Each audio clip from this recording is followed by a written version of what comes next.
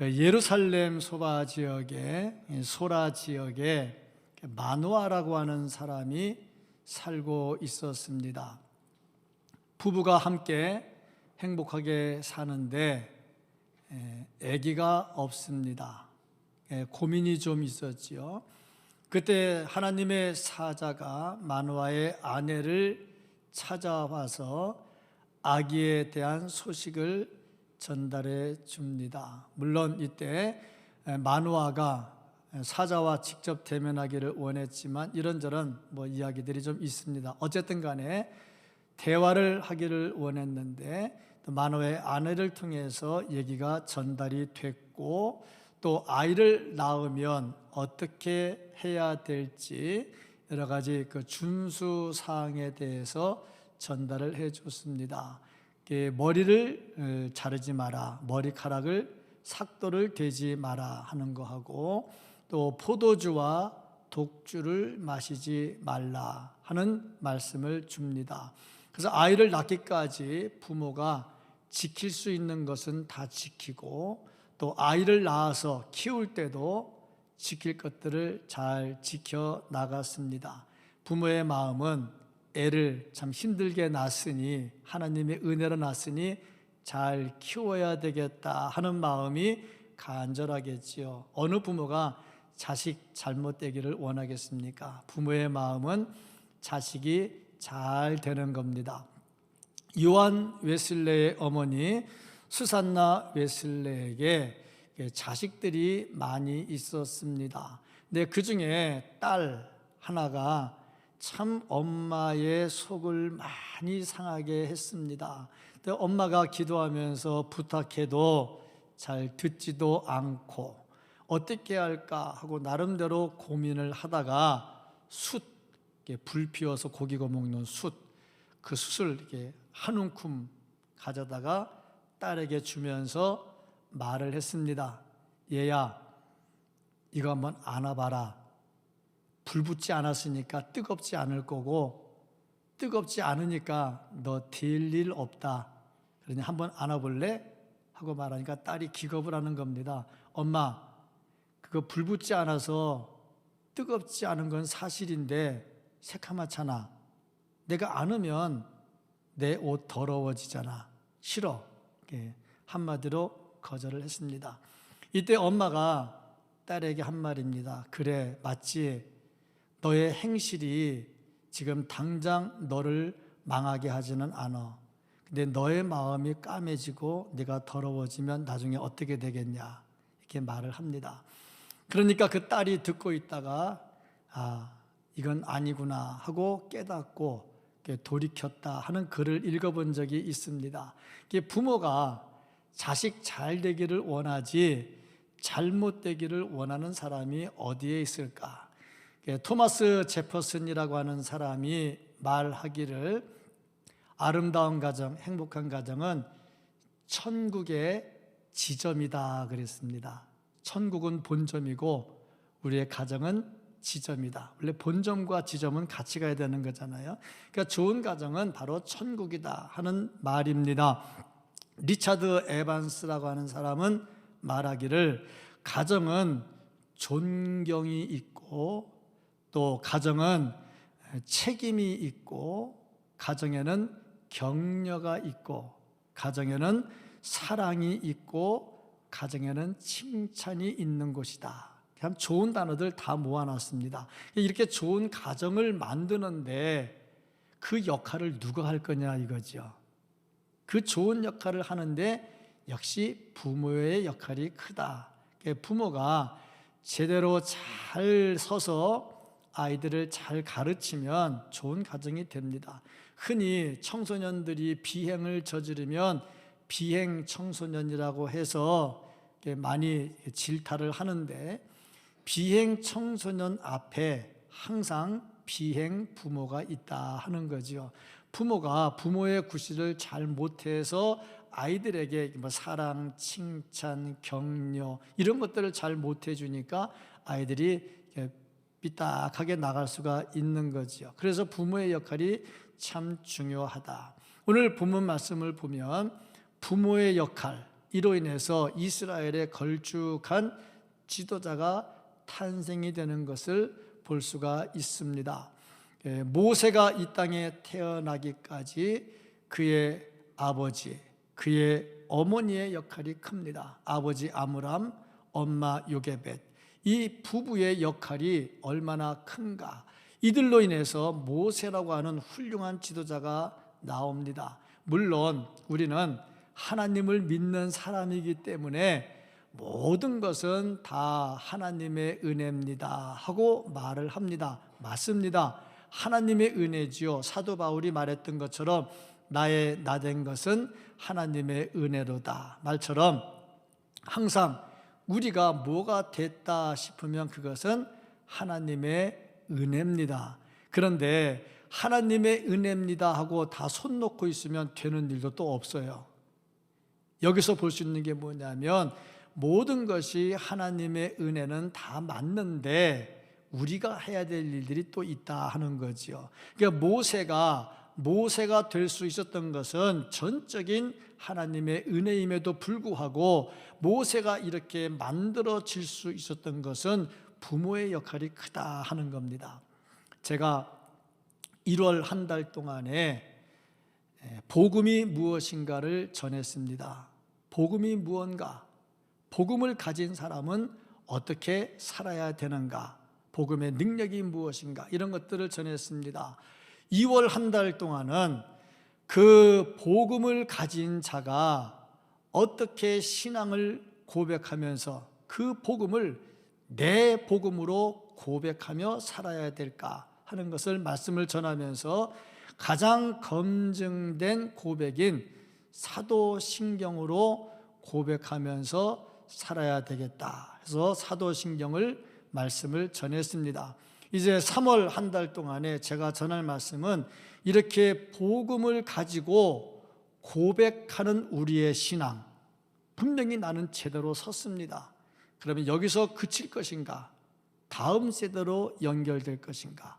만약에 우리의 시대에 이것이 끝나버린다면 복음은 의미가 없어지죠.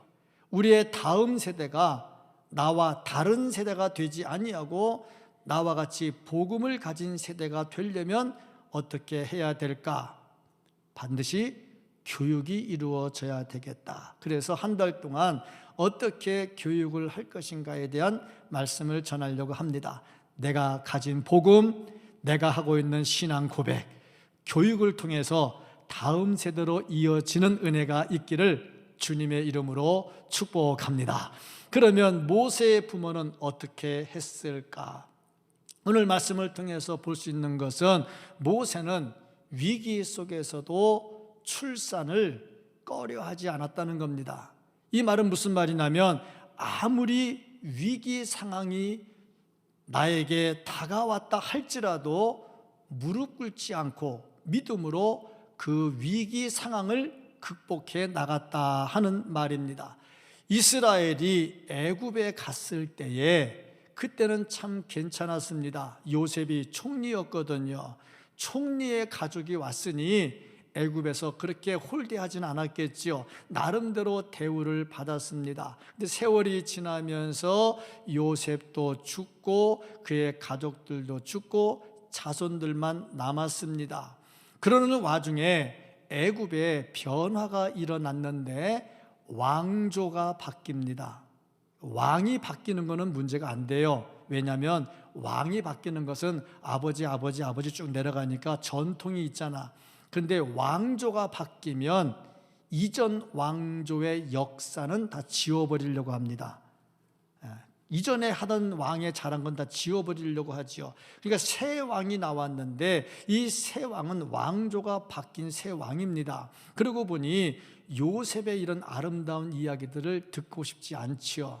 이래저래 요셉의 역사를 모르는 왕이 와서 이스라엘을 이제 지워버리는 작업을 합니다. 근데 이스라엘이 그냥 미운 것보다도 숫자가 많아요.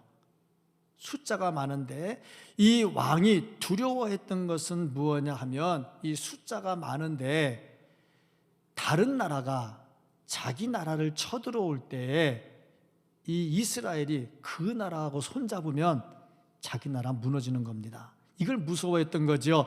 출애굽기 1장 10절부터 14절까지 말씀을 보면, 자, 우리가 그들에게 대하여 지혜롭게 하자. 두렵건대 그들이 더 많게 되면, 숫자가 늘어나면 전쟁이 일어날 때에 우리의 대적과 합하여 우리와 싸우고, 얼마나 불안하겠습니까? 이 땅에서 나갈까 하노라 하고 감독들을 그들 위에 세우고 그들에게 무거운 짐을 지어 괴롭게 하여 그들에게 바로를 위하여 국고성 비돔과 람셋을 건축하게 하니라. 그러나 학대를 받을수록 더욱 번성하여 퍼져 나가니 애굽 사람이 이스라엘 자손으로 말미암아 근심하여 이스라엘 자손에게 일을 엄하게 시켜 어려운 노동으로 그들의 생활을 괴롭게 하니 곧 흙 이기기와 벽돌 굽기와 농사의 여러 가지 일이라. 그 시키는 일이 모두 엄하였더라. 그러니까 숫자가 늘어나면 불안하니까 숫자를 죽이려고 어떻게 했느냐? 중노동을 시킵니다. 중노동 시키면 피곤해서 애 못 낳겠지. 그런데도 애는 또 잘 납니다. 그러니까 이제 겁났지요. 그래서 어떻게 했느냐? 다 죽여라 이렇게 되는 겁니다. 그런데 산파들이 안 죽입니다. 왜? 이 사람들은요 얼마나 건강한지 애기 난다고 해서 애기 받으러 막 가면 벌써 낫다는 거예요. 그리고 어떻게 죽입니까? 이렇게 되는 거죠.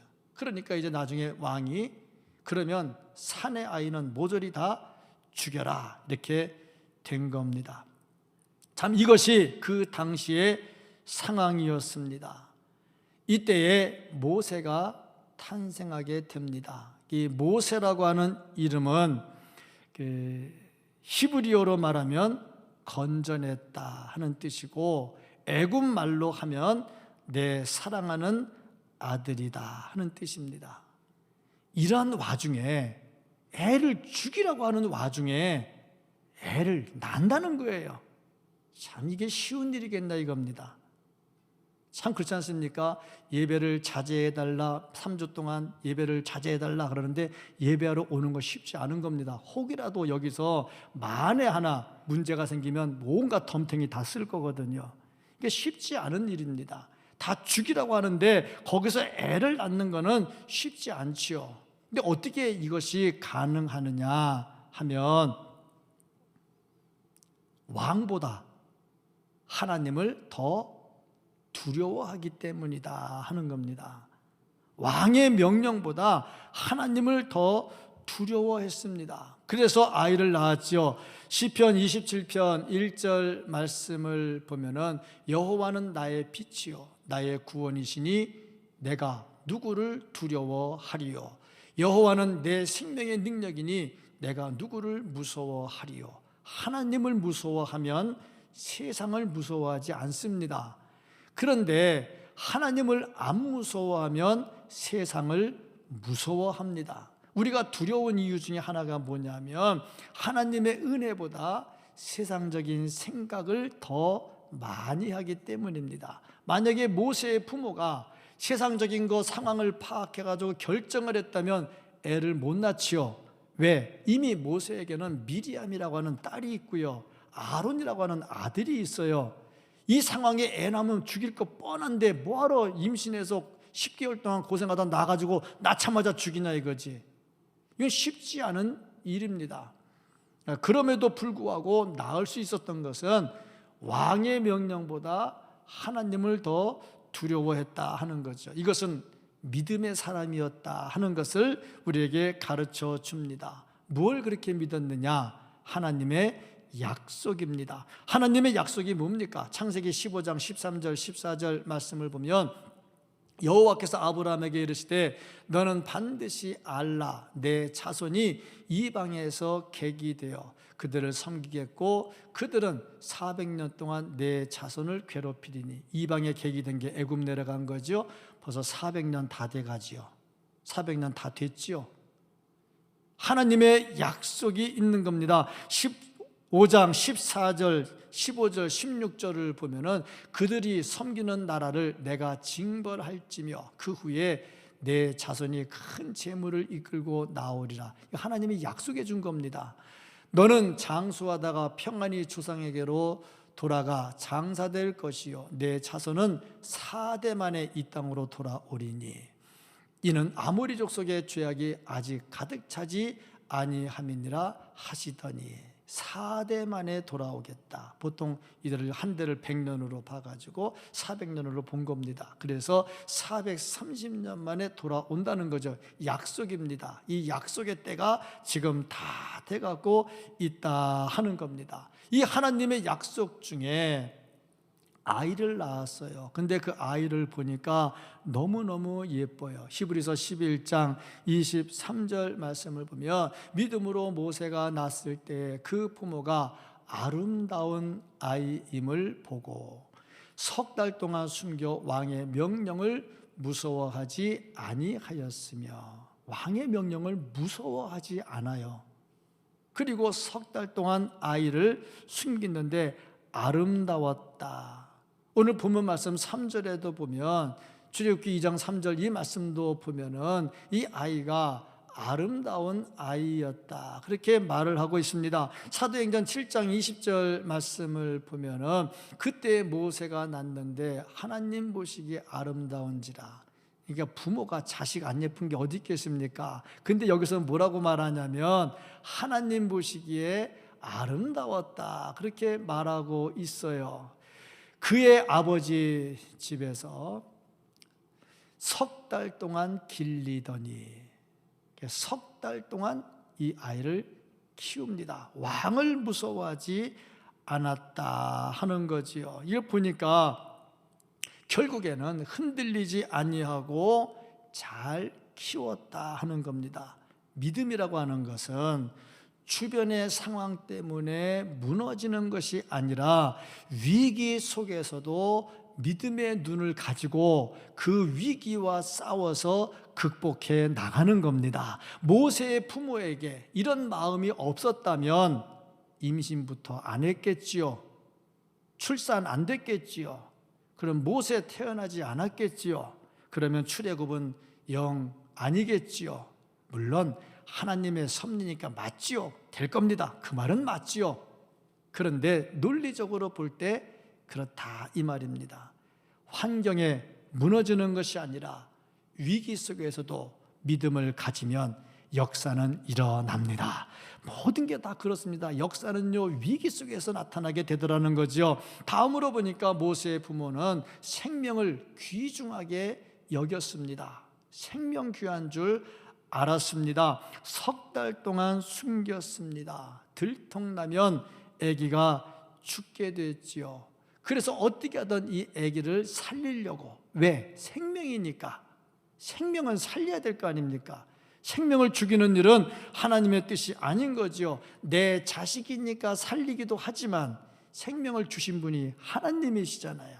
그러니까 생명은 함부로 대하면 안 됩니다. 생명 귀중한 줄 알아야 됩니다. 요즘에 참 좋은 것 중에 하나가 뭐냐면 아이를 시험관에서 키워서 아이가 탄생하게 하는 거죠. 수정을 해가지고 다시 넣어서 이 아이가 커나가는 겁니다.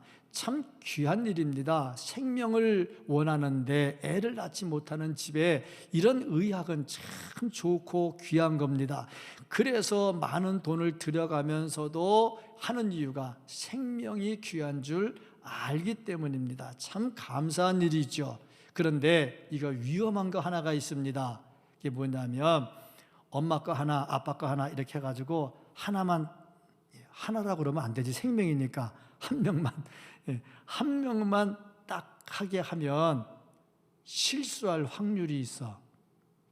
그러니까 어떻게 하든 애를 낳게 하려고 이 하나만 한 게 아니고 몇 개를 같이 해가지고 임신을 시켜. 근데 시키고 보니까 그 중에는 약한 게 있고 강한 게 있어. 근데 그 다음에 의사가 골라. 하나만 놔두고 나머지는 싹 정리를 해. 이게 이제 무서운 겁니다. 생명이잖아. 요거는 생명이 하나님께 있는데 이거 좀 그래요. 또 내가 원하지 않았는데 애가 생겼어. 한 3, 4개월 지났는데 이건 안 되겠다 해가지고 없애버리자. 생명을 이렇게 함부로 다루면 안 되는 거죠. 왜냐하면 생명은 하나님의 것이기 때문에 그렇습니다. 그래서 아무리 힘들어도 자살하면 안 돼요.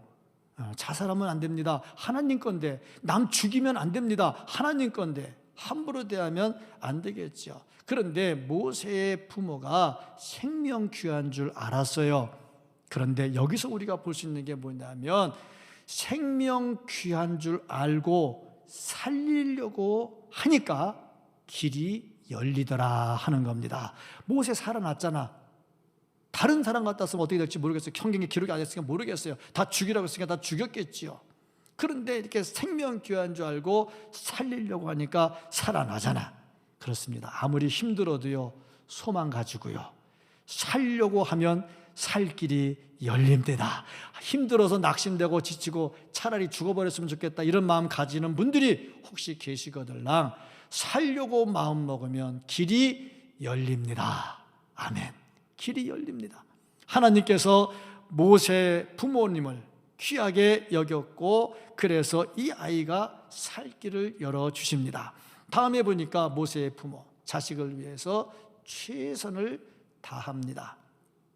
물론 자식을 위해서 힘 안 쏟는 부모가 어디에 있겠습니까? 하나님의 은혜로 하나님이 키워주시죠. 하나님이 키워주신다고 내가 가만히 있으면 됩니까? 돈 벌어서 공부시켜야지요. 나름대로 해야 되겠지요. 예수님도 기도에 대해서 말씀하실 때 구하라, 찾으라, 두드리라 액션을 요구를 하셨어요. 그러니까 하나님의 은혜를 구하면서도 진정 필요한 게 뭐냐면 우리가 그만큼 힘써서 노력하는 겁니다. 지금 코로나19로 인해서 온 나라가 좀 긴장해 있습니다. 몇 명이 죽느냐가 문제가 아니고 일단 긴장해 있어요. 생명을 하나라도 귀중하니까 다 귀중하지요. 그런데 일단 긴장해 있다는 얘기죠. 근데 긴장했다고 해서 긴장하다 보면 사람이 두려워집니다. 두려우면요, 아무것도 안 하려고 숨어버립니다. 근데 숨어버리면 하나님의 역사는 안 나타납니다. 이 상황 속에서도요, 의사들 중에 대구로 자원봉사에서 내려가는 사람이 또 있어요. 이런 사람들이 있으니까 살아나는 거죠. 그러니까 항상 우리는 위험하다고 해서 도피하는 자가 아니라 최선을 다하는 자가 되는데, 최선 다하는 건 첫째는 기도하는 거고요, 열심히 기도해야 되고요, 이 상황이 빨리 나가도록 기도하고 회개하고 기도하고 또 금식하며 기도하고 같이 모여서 기도하고 혼자 기도하고 기도해야 되겠죠. 기도만 한다고 되는 게 아니고 최선을 다하는 거예요. 그러니까 일단은 호흡기 통하니까 호흡기 차단하려면 마스크 다 하잖아요. 철저하게 마스크 하지요. 교회 청소 다 이 방역회사 불러가지고 다 살균 소독 다 하지요. 그 다음에 손 잘 닦지요. 같이 밥 먹는 거 조심하지요. 나름대로 다 하잖아요. 최선을 다하는 겁니다. 기도하되 최선을 다한다 하는 거죠. 모세의 부모가 하나님의 은혜로 모세를 키웠지만 최선을 다합니다. 오늘 보니까 갈대 상자를 엮었다. 근데 갈대는요, 이 갈대 이거는 물 다 셉니다. 물 세면 안 됩니다. 그래서 뽀송뽀송하게 하려고 역청을 칠했다. 역청이 지금 우리 말로 말하면 방수제인데 아스팔트에 그런 거 비슷한 거 있는 것 같아요. 나무 진을 칠했다. 송진 같은 거 칠하면은 거기 물 안 들어가잖아요. 철저하게 나름대로 다 하는 겁니다. 그리고 어떻게 했느냐? 갈대 밭에다 놔둡니다. 왜? 딴 데 놔두면 떠내려가잖아. 못 내려가게 갈대밭에 딱 걸치게 해놨다는 말이죠. 최선을 다하는 겁니다. 우리 말에, 우리 조상들이 하는 말에 하늘은 스스로 돕는 자들을 돕는다 하는 말이 있어요. 노력하는 자에게 길이 열리는 겁니다. 성경 말씀에 시편 89편 19절 말씀을 보면 주께서 이상 중에 주의 성도에게 말씀하시기를 내가 돕는 힘을 누구에게 주느냐? 능력 있는 자에게 더하며 하려고 하는 사람에게 하나님이 주신다는 거예요. 안 하려고 하면요, 안 됩니다. 일하기 싫은 사람은요, 핑계를 찾습니다. 이건 이래서 안 되고요, 이건 이래서 안 되고요. 근데 일하려고 하는 사람은요, 방법을 찾습니다. 근데 하나님은 누구하고 일하느냐? 핑계대는 사람이 아니라 방법을 찾는 사람하고 같이 일하더라 하는 겁니다. 그러니까 모세의 부모는 철저하게 방법을 찾습니다. 물론 방법 때문에 된 건 아니죠. 하나님의 은혜지요. 하나님의 은혜인데 방법을 최대한 다 동원을 했다는 겁니다. 그러니 하나님 도와주시죠. 공주가 목욕하러 옵니다. 아니, 왕궁에 목욕할 데가 없어가지고 여인이 강가에서 목욕을 합니까? 이거는 이해가 안 되는 부분이죠. 그런데 왜 왔겠습니까? 아기가 없어요. 이 당시에 왕도 애가 없어, 아들이 없어.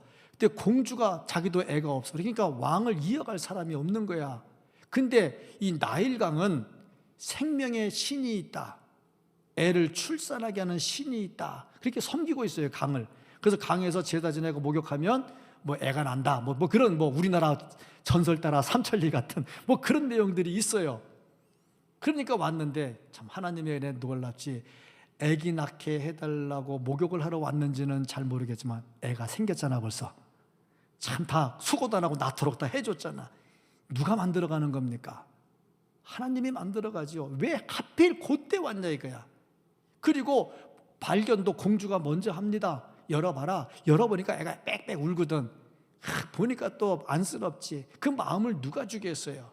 다 이런 것들이 하나님께서 다 만들어 가시는 과정이다 하는 겁니다. 철저하게 하나님께서 도와주십니다. 출애굽기 2장 8절 9절을 보면 그의 누이 미리암이 또 옵니다. 미리암이 와가지고요 공주에게 말을 합니다. 히브리인 중에 유모를 하나 구해줄까요? 참 생각을 해보세요. 공주가 목욕하러 왔어요. 그러면 사방에 쫙 부하들 깔렸을 거 아닙니까? 그리고 목욕한다니까 못 보게 다 이게 막았을 거 아닙니까? 자, 그런데 10서너 살 된 여자애가 공주에게 와가지고, 어떻게 공주에게 들어왔는지도 모르겠어요. 공주에게 와가지고 히브리 유모를 하나 구해줄까요? 참 이 만남도 은혜고, 또 그 말 듣고 공주가 그래, 이것도 참 은혜죠. 보니까 처음부터 안 돼 그랬으면 아무것도 안 됐을 겁니다. 야, 나일강에 뛰어서 뭐하냐, 어차피 죽을 건데. 안 되겠죠. 갈대밭에 놓으면 뭐하냐, 안 되겠죠. 또 애도 공주가 왔는데 야, 내가 어떻게 감히 공주에게, 그러면 안 되겠죠. 뭔지 하려고 하는 사람에게는 방법이 나오는 거예요. 무슨 일이 있어도 어려워도 힘들어도 포기하지 마시고 찾아가면 하나님께서 돕는 은혜를 더해 주십니다. 환경이 아무리 안 좋아도 낙심하고 포기하면 아무것도 못합니다. 이러한 때 하나님의 은혜를 간구하면서 내가 할 수 있는 일을 다해야 되겠죠. 모세의 부모는 최선을 다했습니다. 우리도 최선을 다하면 하나님께서 은혜를 베풀어 주시리라 믿습니다. 또 보니까 아이에 대해서 희망을 버리지를 않아요. 부모가 자식을 키우면서 자식에게 희망을 가지고 살아야 되는데 애가 좀 싹씩 노랗다고 해서 내쳐버리면 안 되겠지요. 우리나라 아이를 낳고 100일 되면 100일 잔치를 합니다. 왜 100일 잔치를 하게 됐을까? 그리고 보니까 예전에 백일해라고 하는 병이 있었죠. 백일해. 100일을 못 넘기고 애가 죽어요. 그 백일해가 있어요. 그래서 이 100일을 잘 넘기면 야, 이제 살았다. 그래서 100일 잔치를 한다. 저는 그렇게 알고 있습니다. 맞는지 틀린지 모르겠지만. 보니까 100일 잔치를 하는데 이 100일이면 딱 3달 아닙니까? 그게 100일 됐지만 애가 아직 핏덩어리잖아. 이쁘긴 하겠지. 핏덩어리잖아요. 이제 모세가 딱 요때 아닙니까 지금? 100일 잔치할 그때. 3달 지났을 때. 자, 이 아이에 대해서 부모가 희망을 갖습니다. 포기하지 않죠. 이 아이가 살아날 것, 이 아이를 살릴 수 있을 것, 희망을 갖죠. 뭐든지 희망을 가지고 가는 사람에게 하나님의 역사는 나타납니다. 세계적으로 교계에 훌륭한 인물 어거스틴, 교회사에 빼놓을 수 없는 어거스틴, 참 망나니 생활했지요. 청소년의 때부터 과부하고 노란하면서부터 온갖 죄를 짓고 이단에 빠져서 힘들었지요. 근데 그 어머니 모니카가 18년 동안 눈물의 기도를 합니다. 포기하지 않습니다. 결국에 회개하고 돌아와서 신실한 교회사에 빼놓을 수 없는 인물이 됩니다. 그러니까 보면 자식이 아무리 내 요구에 안 찬다 해도 포기하지 않고 희망을 가지고 살아야 되겠죠. 제가 언젠가 어느 프로그램에서 봤는데 가수가 이렇게 대담하는 내용을 제가 본 적이 있어요. 뭐 어머나 어머나 이러지 마세요. 그 노래 불렀던 가수인데 대담을 하는데 강변 가요제에서 최고상을 받았어요. 그러면 이제 기획사에서 노래 주면서 자꾸 사람을 써먹거든요. 그런데 어느 기획사도 자기에게 요구를 안 한 거야. 그러니까 이제 힘들었겠지요. 그 와중에 아버지가 사업을 하다가 실패를 했어. 집안이 참 어려워졌어. 그러면 이제 노래 못 하는 거죠. 노래 다 돈 드는 거 아닙니까?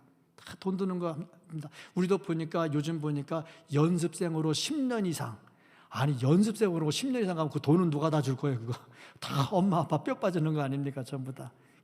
생활을 하려면 방어도 줘야지, 먹고 살려면 해야지, 용돈 내야지. 그 장난이 아니거든.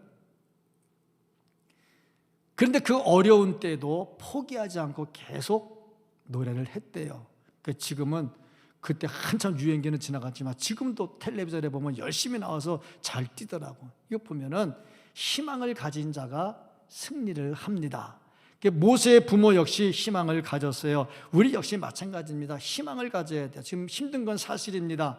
근데 우리 희망이 다 있잖아요. 이거 길어야 한 달이다. 희망이 딱 있잖아. 근데 참 보면은요, 안타까운 게 이런 일이 생기면 의견이 딱 둘로 갈려요. 참 안타까운 겁니다. 예수 믿는 사람은 의견이 하나로 가야 돼요. 근데 의견이 둘로 갈려요. 야, 그래도 주일인데 예배는 드려야지 예배까지 안 두고 인터넷 되냐? 이런 사람도 있고요. 야, 상황을 봐. 여기서 했다가 하나 덤탱이 있으면 교회가 전도도 안 되고 교회가 문 닫아야 되는데 그게 되냐? 이게 딱 둘로 갈려요. 부디 원하기는 나왔다고 해서 나는 이겼다 그래서 교만하면 안 되고 또 따로 있으면서 야, 니네는 이 어려운 때 꼭 그지 모여야 되겠냐? 그러면 안 되고 각자가 교회를 사랑하는 마음과 하나님 사랑하는 마음으로 하는 것은 인정을 해줘야 돼요. 우리 동기 목사님들도 이렇게 딱 갈려요. 제가 우리 목사님들 우리 동기들끼리 하는 카톡방이 있는데 두 사람이 다른 의견을 올린 거야. 하나는 원론적 얘기죠. 지금 코로나가 번진 것도 아니고 확진된 것도 아닌데 교회가 다 문 닫아야 되겠느냐? 원론적인지 하나님이 기뻐하시느냐 하는 원론적인 얘기를 쫙 올렸어요. 근데 대구에서 지금 엄청나게 지금 힘든 목사님 글 올렸어요. 너도 대구 살아봐라. 예, 그렇지 않겠습니까? 다 교회 사랑하는 마음이잖아. 저도 그런 생각을 해요. 야, 그럼 예배 중단할까? 그랬다가도 또 한쪽으로서는 아니지, 그래도 해야지. 아니, 마음도 있어가지고 그러면 좋다. 그러면 서로 두려운 사람들은 근데 두려워서 믿음이 없어 두려운 게 아니에요. 저는 뭐가 두렵냐면 혹이라도 내가 걸리면 교회가 폐쇄돼야 되잖아. 이게 두려운 거지. 내가 병들어서 내가 아프고 그거는 하나도 안 두려워. 아마 오늘 참석하지 못한 사람 다 그런 마음들이지 뭐 그 다른 마음은 없을 거라고 생각을 해요. 교회를 위한 결정을 했단 말이죠. 또 여기 계신 분들은 그래도 예배는 또 드려야, 여기 예배 드리면 생중계 나가려면 누군가 있어야 될 거 아닙니까? 그래서 사명하니까 또 나온 거 아닙니까? 다 교회 사랑하는 마음은 같다 이 말이에요. 그러니까 비판하지 말고 하나로 가야 되는데 중요한 것은 뭐냐면은 소망을 잃지 말고 희망을 가지고 가야 된다는 겁니다. 교회가 딱 보면요, 사탄이 들어오면요 전략이 딱 갈라지게 만들어요. 맞다 틀리다. 그럼 맞다 틀리다 가지고 싸움하다 보면 하나가 안 돼요. 그럼 교회는 힘이 사라져요. 하나님 중심, 예수님 중심, 말씀 중심 하나로 가면 소망이 생기고 소망 중에 하나님 중심으로 가면 승리할 날이 이르게 될 줄로 믿습니다. 그리고 한 가지 더 볼 수 있는 것, 모세의 부모에게서 볼 수 있는 한 가지가 뭐냐면 철저하게 신앙으로 교육했다는 겁니다. 모세의 부모가 유모가 됐지요, 엄마가. 근데 참 하나님의 은혜입니다. 이렇게 강에서 공주를 만난 것도 은혜인데 또 공주가 자기 아들 삼겠다고 해서 입양을 했잖아. 그러면 애기 키우는데 돈은 누가 되겠어요? 공주가 될 거 아닙니까? 그러면 자기 애 죽어야 되는데 사는 것도 하나님의 은혜인데 키우려면 돈 들어가는데 공주가 다 돈 줘서 그 돈으로 또 키우잖아. 내가 내 새끼 키우면서 돈 받아가면서 키우는 거, 이것도 참 은혜라 그 생각이 돼요. 근데 이렇게 애를 키우는데 엄마가 이 애를 키우는 기간이 얼마냐? 엄마가 왕궁에 들어가서 키우는 게 아니라 엄마가 애를 키워서 때가 되면 왕궁으로 들여보내는 거예요. 성경 오늘 보시면 다 이렇게 나와 있죠. 근데 엄마가 키우는 기간이 얼마냐? 4년에서 5년 젖 먹는 기간. 한 5살까지는 젖 먹죠, 옛날에.